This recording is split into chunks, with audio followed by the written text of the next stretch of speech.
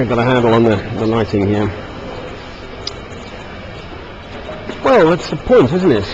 This is why there will be a second coming, when all what is accepted now in the world as it were, normality, will be turned on its head. And your word will not be treated like it will be the way things will be, and the current position will be shown up for what it is. Rubbish. Wonderful.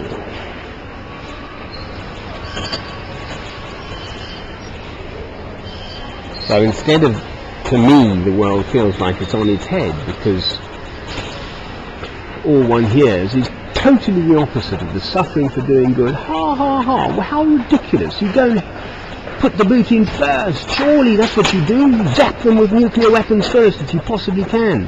That's the American attitude in the world. And ours too, quite frankly, in Britain, mostly. And on and on and on it goes.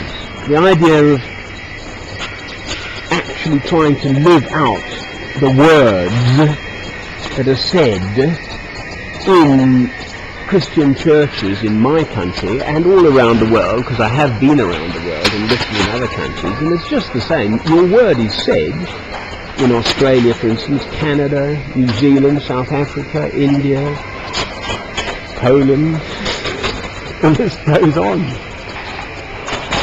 Russia. And yet off everyone goes. I saw Putin on the BBC crossing himself there with the old Lord and High and Mighty, can't think of his name, patriarch, at Easter, some Easters ago, in Russia.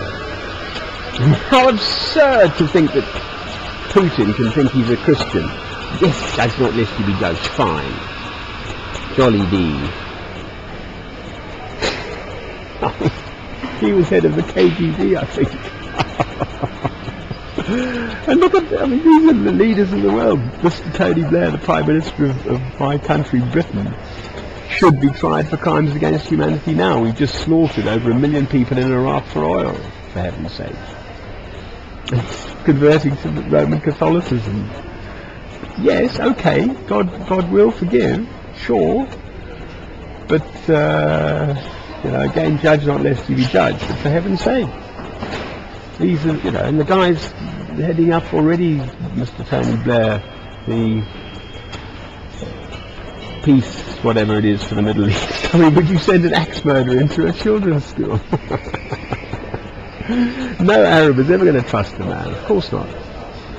And he was sort of lining up for this head of the European job as well. Beggars belief. And yet the man's on the top front line of the lecture circuit.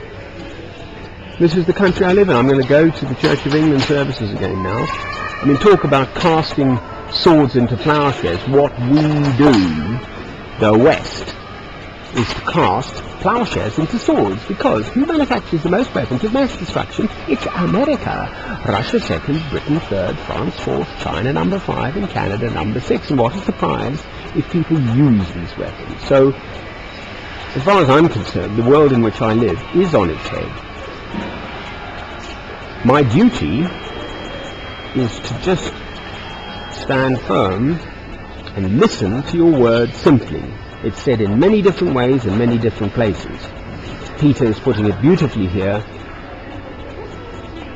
giving us that ideal to reach for of what the world should be like, where we restrain ourselves, where we consider our neighbour's well-being, truly consider it.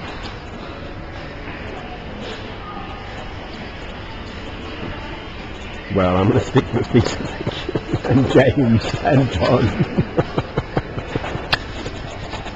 Merry Christmas and a Happy New Year. There'll be more of these before Christmas, but anyway, Sunday, so there we are. I love you, my Lord, with all my heart and all my soul and all my mind and all my